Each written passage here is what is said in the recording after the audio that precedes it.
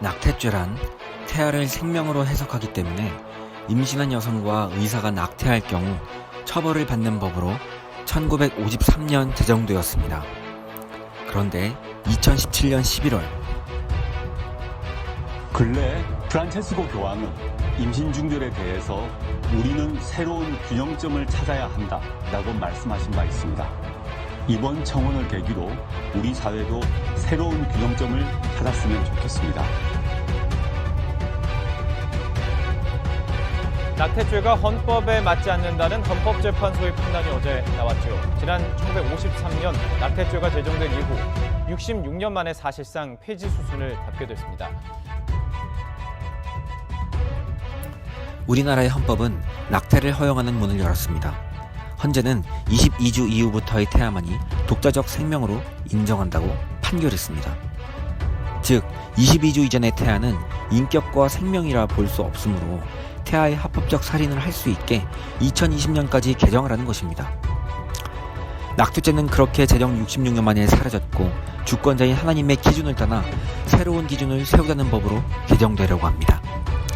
놀라운 사실은 거기에 정부와 단체는 물론 일부이지만 교회마저 이를 지지하는 믿기지 않은 일들이 벌어지고 있습니다. 이 문제의 첫 번째 본질은 이미 태동된 생명의 시기를 놓고 생명이 아닌 것처럼 규정한다는 것입니다. 임신 시기를 놓고 태아가 생명인가 아닌가를 논하는 것이 문제의 핵심이었기 때문입니다. 그러나 유일한 권위 성경은 말합니다.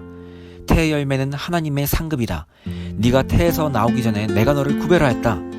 이 태에 존재하는 순간부터 하나님의 소유이며 하나님의 상급이라는 것을 성경은 알려줍니다. 특히 잠언 6장 4절은 낙태된 태아가 영적 영역 가운데에서 이미 활동하고 있었던 인격적 존재의 영이라는 것을 증거합니다. 과학적으로도 태아는 9주만 되어도 심장이 뛰고 전 인류 똑같은 것이 하나도 없다는 그 지문이 생김을 상식적으로 밝혀내고도 있습니다. 이와 같이 성경과 과학이 모두 증거하는 바 태아는 시기에 상관없이 이미 태동된 순간부터 인격적 생명이다. 시기에 상관없이 낙태는 무조건 살인이다. 결론 지을 수 있습니다. 두 번째 문제의 본질은 생명의 결정권을 하나님보다 인간에게 부여했다는 것입니다. 왜냐하면 태의 생명보다 임신 여성의 결정권이 우선시 되고 있기 때문입니다. 이에 대해 시편 139장 16절은 말합니다. 태가 만들어지기 하루도 되기 전에 주의 책에 이미 기록되어 있다고 증거합니다. 태의 시작 전부터 하나님께서 계획하셨음을 우리에게 가르쳐주고 있습니다. 그리고 모태에서부터 심히 기묘하게 지으셨고 뼈가 어떻게 자라는지까지 모두 하나님의 작품이라 고백합니다. 태의 시작부터 성장까지 사람이 아니라 하나님께서 주관하심을 명백하게 가르쳐주고 있습니다. 그러므로 임신한 여성의 자기 결정권이란 당연히 생명의 주권을 사람에게 부여하고 있는 인본주의 악법이라는 것입니다. 이처럼 결론은 매우 간단합니다.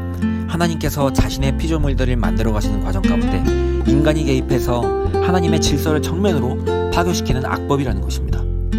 이 약한 새로운 기준에 대하여 우리 교회와 그리스도인은 아직까지 일부를 제외하고 적극적으로 반응하지 않고 있습니다.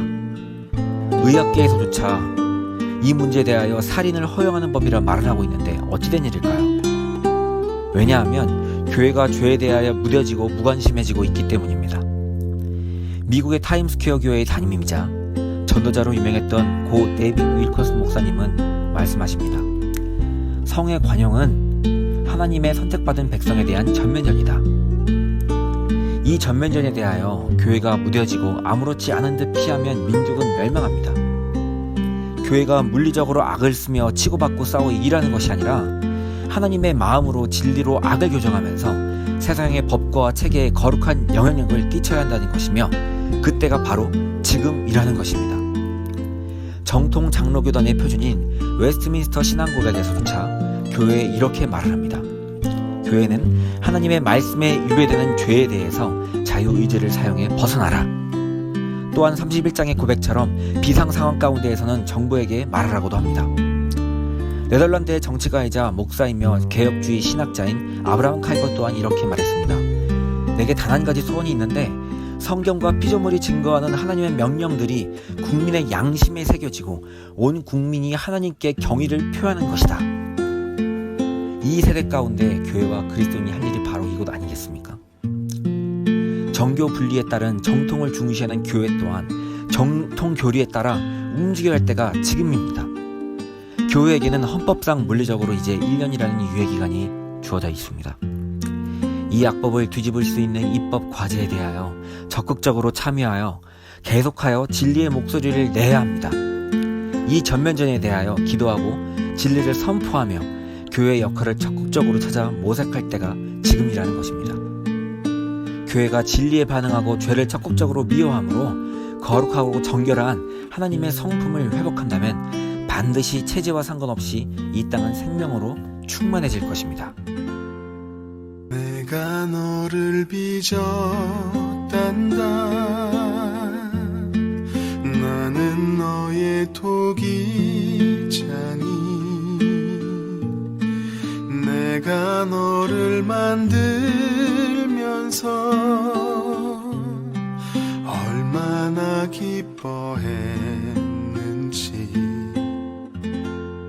너의 눈을 만들면서 너에게 눈을 못 댔지. 얼마나 사랑스럽던지 지금도 기억한단다. 너의 손을 빚으면서 하나하나 세어봤지. 이 세상 너밖에 없는 지문을 넣어주면서 너의 심장을 빚으며 호흡을 불어넣어주었지. 너의 첫 심장 소리를 들은 그날을 잊을 순 없지.